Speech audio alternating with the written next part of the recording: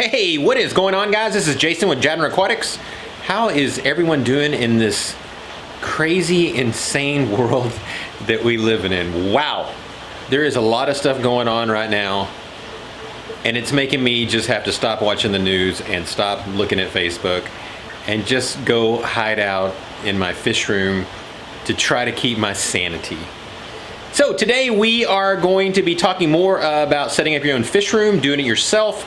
In the very first video of this, we talked about breaking down the cost of what it takes to run a fish room, the cost of electricity, the cost of water, how it's just much more expensive than just buying a $10 tank. I'll link that video above. In the second video, we talked about setting up an automatic drip system or an automatic water change, because if you're going to run a fish room with even 3 tanks, you got to have an automatic water system or you're just going to lose hope and give up.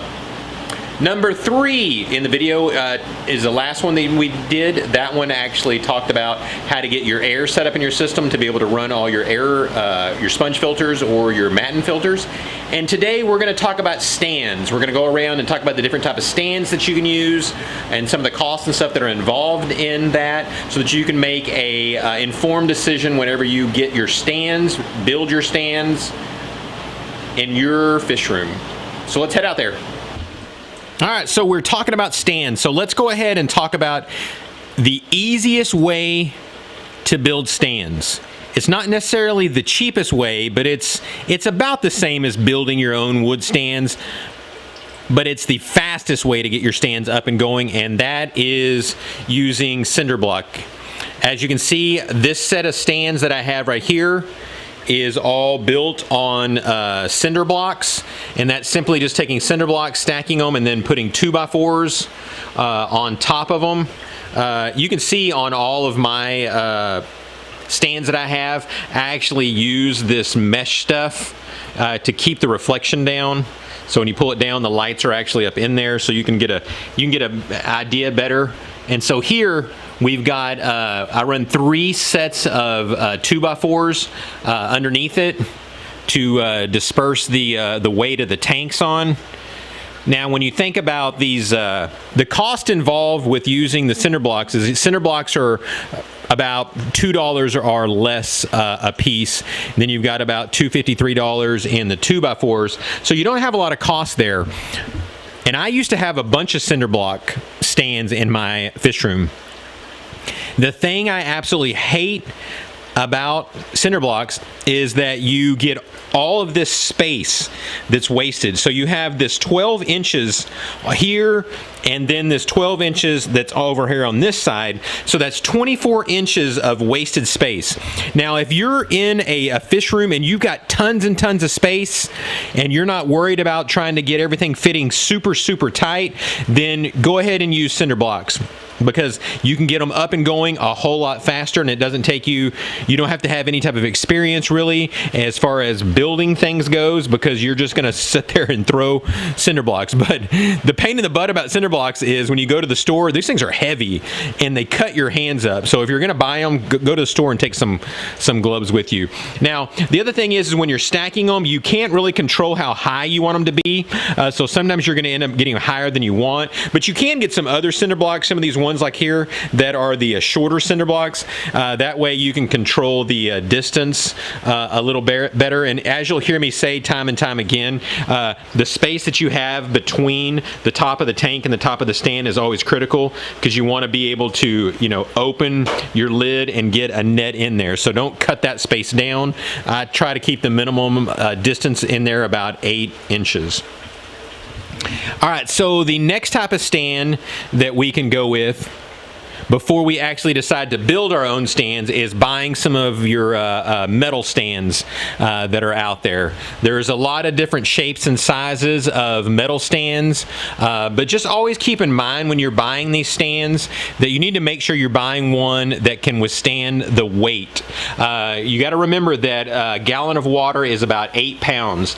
So if you're looking at a 10-gallon tank, you've got about 80 pounds of water in there alone. 10 or so pounds for the tank, and you might have 6 or 7 pounds of substrate that's in there. So you need to calculate that all up to make sure that you have one that can bear that much weight and is not going to bow and is not going to break on you. In fact, this stand that I have here, this is the only stand that I have that's not one that I have not built, beside that one cinder block tank that we still have.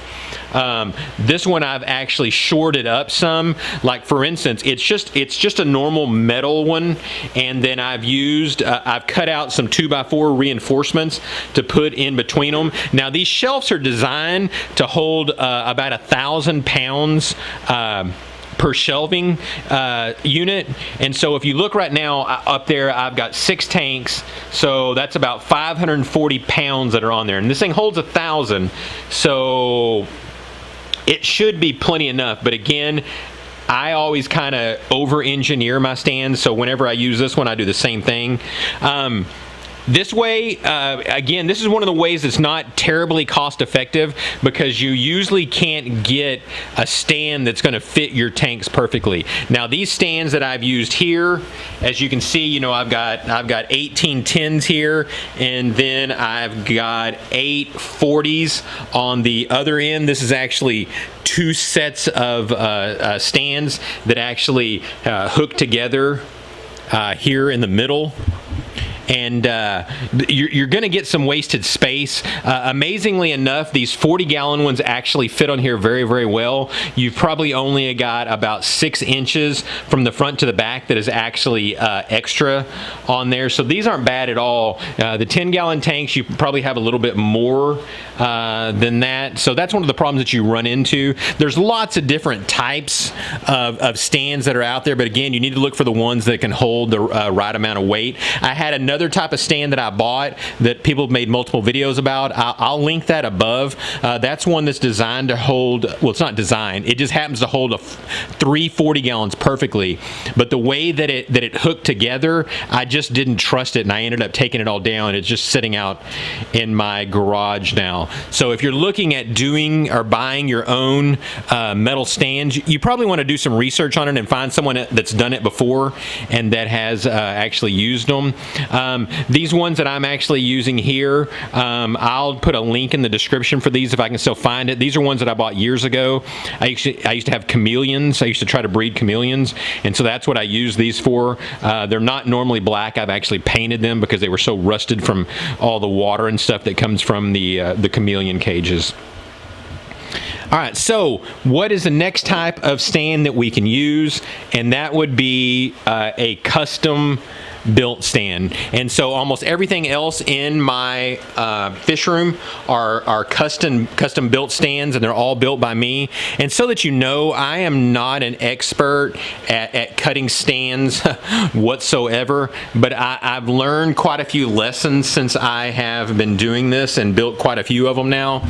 And one of the things, whenever you're building these stands, you need to make sure that you have a level, so that whenever you're putting these cross beams right here, you want to make sure that those things are level. That way, when the tank is sitting on them, the tank is not going to be, you know, sitting at an angle, and the water is going to be you know, not sitting evenly in there. And what that does is that puts too much pressure on one side of the tank than the other. It's not a terrible problem with the smaller tanks, but if you get up to some of the bigger tanks, 100 gallons or more, you can really run into some issues if you don't have them leveled. And even after I build the stands and I get them completely level, almost every time when I put them down in the floor, I'll end up having to kind of shim them a little bit. These, I've used some of that styrofoam to sit on. It kind of helps them to level out a little bit more, but I'll still have to use some shims sometime to make sure that I've got this thing completely level. Okay, so when I build my stands, I use all 2x4s, and then after I put them all together, I always like to paint mine. That way it kind of seals them a little bit and keeps the water from getting into them and damaging them. Another thing that I like to do is This is that styrofoam again that you buy in 4-foot by 8-foot sheets. It's like an insulation. It's like $12 a sheet. I like to cut those and put it down. It actually helps to level out the tanks a little bit better also. It's not something critical you need. And so then when you're building the tanks and you're concerned about how much weight these things can hold, understand that 2x4s can hold a tremendous amount of weight. And then when you take and you put them together, you need to use screws.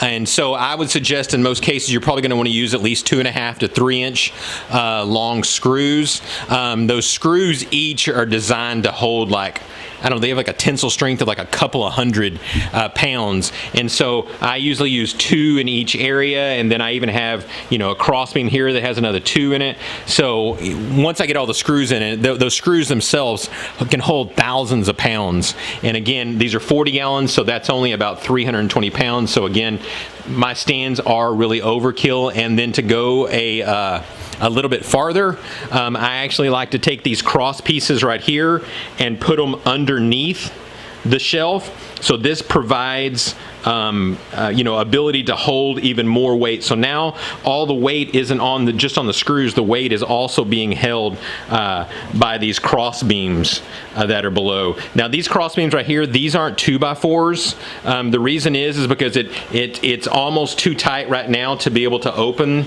the lid, so I used smaller ones. And as you can see on my my shelves that I build, I use 4 legs, and each one of the legs is a 2x4.